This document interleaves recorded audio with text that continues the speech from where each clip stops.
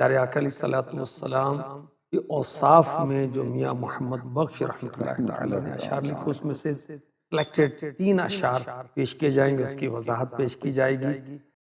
نحمدہ ونصلی ونسلم علی خاتم النبیین، اما بعد فاعوذ باللہ من الشیطان الرجیم، بسم اللہ الرحمن الرحیم۔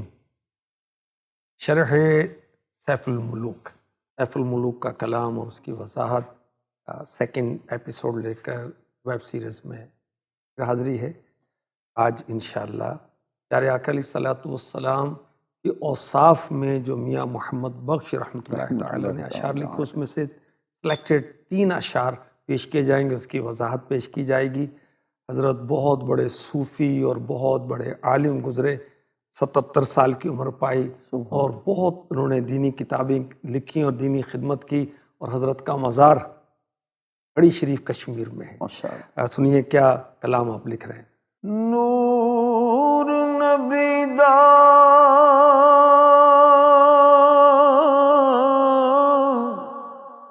اس ویلے دا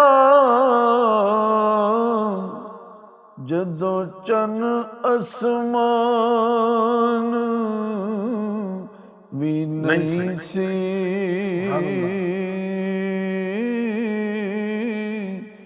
آدم حوا والا بھی تے اجنام نشان بھی نہیں سی۔ حضرت فرما رہے ہیں کہ نبی پاک علیہ الصلوۃ والسلام کا نور مبارک اس وقت سے ہے جب سے چاند اور آسمان بھی نہیں تھا، حضرت آدم علیہ السلام، بی بی حوا رضی اللہ تعالی عنہا کا نام و نشان بھی نہیں تھا۔ جی ہاں، اور یہ احادیث سے یہ مضمون مستفاد ہوتا ہے، حاصل ہوتا ہے۔ میں آپ کو حدیث پاک سناؤں جو المصنف میں ہے، یہ امام بخاری کے بھی استاد ہیں۔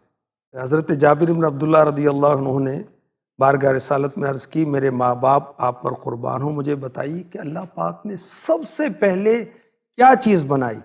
فرمایا جابر، بے شک بالیقین اللہ پاک نے ساری مخلوق سے پہلے تیرے نبی کا نور اپنے نور سے پیدا فرمایا۔ تو آسمان اور چاند اور حضرت آدم علیہ السلام، حضرت حوا رضی اللہ تعالی عنہا کا بھی وجود بھی نہیں تھا۔ اور میرے آقا علیہ الصلوۃ والسلام نے فرمایا کہ آدم علیہ السلام پانی اور مٹی کے درمیان تھے، میں اس وقت بھی نبی تھا۔ اللہ اکبر۔ سنیے مزید حضرت کیا شان مصطفیٰ بیان کر رہے ہیں۔ جے لکھواری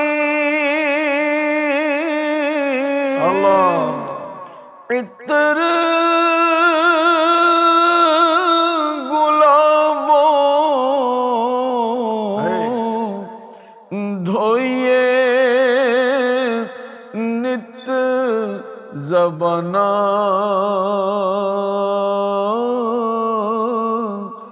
نام اونا دے لائق نہیں کی قلم دا کانا۔ نبی پاک علیہ السلام کا نام لیں، ہماری زبان اس قابل نہیں۔ اب آپ کہہ رہے ہیں کہ لاکھ دفعہ عطر سے، گلاب سے ہم اپنی زبانوں کو دھوئیں تو ہماری زبان اس لائق نہیں ہے۔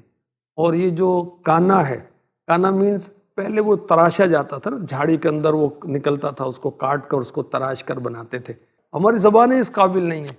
اور خیر، اس سے چھپاؤ منہ تو کروں کس کے سامنے؟ اپنے آقا کا نام بھی لیں گے، درود شریف بھی پڑھیں گے، انشاءاللہ ذکر کرتے رہیں گے۔ سنیے مزید کیا کہہ رہے ہیں۔ حدوں بے حد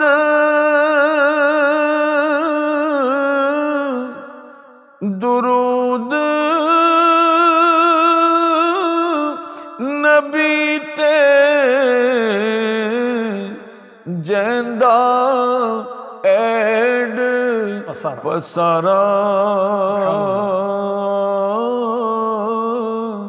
نال شفاعت سرور عالم چھٹ سی عالم سارا. انشاءاللہ حضرت فرما رہے ہیں کہ بے شمار درود ہوں نبی پاک علیہ الصلوۃ والسلام پر، جن کے صدقے میں یہ جہاں کی سارے دنیا کی رونقیں ہیں، اور آپ کے نام کے صدقے میں، آپ کی شفاعت کے صدقے میں سارا عالم چھٹے گا انشاءاللہ. اور بخشا جائے گا. اور دیکھیں کہ جو اولیاء کرام ہیں اور علماء ربانیین ہیں، با عمل علماء ہیں، ان کی سوچیں، ان کے وہ عقائد یکساں ہوتے ہیں. یہ اعلیٰ حضرت رحمۃ اللہ تعالی علیہ کا مجھے کلام جو ہے نا، تم پہ کروڑوں درود، وہ یاد آ رہا ہے. حد و بے حد درود نبی تھے. تو اعلیٰ حضرت فرماتے ہیں کعبے کے بدر الدجا تم پہ کروڑوں درود، طیبہ کے شمس الضحیٰ تم پہ کروڑوں درود. دیکھیں وہی بزرگوں کا انداز ہے. اور یہ عقیدے کا بیان کر رہے ہیں کہ حضور کے صدقے میں سارا جہاں بنایا ہے. وہ تو اعلیٰ حضرت نے کہا نا، وہ جو نہ تھے تو کچھ نہ تھا، وہ جو نہ ہو تو کچھ نہ ہو، جان ہے وہ جہان کی، جان ہے تو جہان ہے. اللہ اکبر. اللہ ہمیں کثرت درود کی سعادت نصیب فرمائے. دیکھیں آیت درود قرآن پاک سورہ احزاب میں ہے اور آیت نمبر ہے 56. اسے کہتے ہیں آیت درود. ان اللہ و ملائکتہ یصلون علی النبی یا ایہا الذین آمنوا صلوا علیہ وسلموا تسلیما. بے شک اللہ اور اس کے فرشتے اس نبی پر درود بھیجتے ہیں. اے ایمان والو تم بھی صلو علیہ وسلموا تسلیما، ان پر درود پڑھو اور سلام بھیجو. اللہ ہمیں کثرت درود کی سعادت نصیب فرمائے. تو دیکھیں یہ بھی عقیدہ ہے کہ شفاعت مصطفیٰ سے امت کی بخشش ہو. سبحان. اعلیٰ حضرت نے بڑی پیاری بات کہی اپنے اشعار کے اندر. کیا؟ وہ جہنم میں گیا جو ان سے مستغنی ہوا، جو یہ کہے کہ میرے پاس نیکیاں بہت ہیں، نمازیں بہت ہیں، ریاضتیں بہت ہیں، عبادتیں بہت ہیں، مجھے شفاعت کی کیا ضرورت ہے. اعلیٰ حضرت فرماتے ہیں وہ جہنم میں گیا جو ان سے مستغنی ہوا ہے خلیل اللہ کو حاجت رسول اللہ. سبحان اللہ. سبحان اللہ. حضرت ابراہیم علیہ السلام انبیاء میں ہمارے نبی کے بعد سب سے افضل و اعلیٰ ہیں. سبحان اللہ. ان کو خلیل اللہ کو رسول اللہ کی حاجت ہے. تو کہتا تجھے حاجت نہیں ہے، جہنم میں جائے گا. اللہ. وہ جہنم میں گیا، جہنم میں جائے گا. اللہ. اور میرے آقا علیہ الصلوۃ والسلام نے فرما دیا. فتاوی رضوی شریف میں اعلیٰ حضرت نے لکھا 40 احادیث کا مجموعہ شفاعت مصطفیٰ کے تعلق سے. اس میں ایک حدیث کا خلاصہ پیش کرتا ہوں. فرمایا کہ میری شفاعت انہی لوگوں کے لیے جو اس کے قائل ہیں. اللہ. اور اعلیٰ حضرت نے کتنی زبردست بات کہی. اللہ. حشر میں ہم بھی سیر دیکھیں گے، حشر میں ہم بھی سیر دیکھیں گے، منکرا جن سے التجا نہ کرے. جو شفاعت مصطفیٰ کا منکر ہے نا، آج التجا نہ کرے نا کہ حضور میری شفاعت. ہاں آج تو سارے کہیں گے.